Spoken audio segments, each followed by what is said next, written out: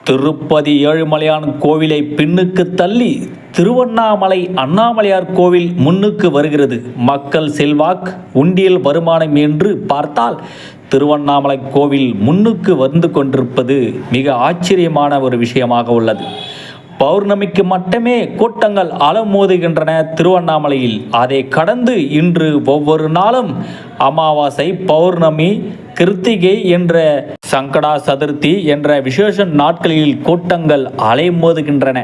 விசேஷம் இல்லாத நாட்களில்தான் கோயிலுக்கு வரலாமே என்று சிலர் நினைத்து வருகின்றனர். அப்படி வருகின்ற எண்ணிக்கை பார்த்தாலும் கூட்டங்கள் அதிகரிக்கின்றன. ஆகவே ஒவ்வொரு நாளும் திருவண்ணாமலையில் கூட்டங்கள் அலைமோதுகின்றன. பக்தர்கள் கூட்டத்தில் சிவபெருமான் ஆனந்த தாண்டவம். கூட்டங்கள் அதிகரிப்பதால் அரசாங்கம் இப்பவே இவர் வேண்டிய வசதியை செய்து தர வேண்டும் என்று பக்தர்களுடைய நீண்ட நாள் கோரிக்கையாக உள்ளது.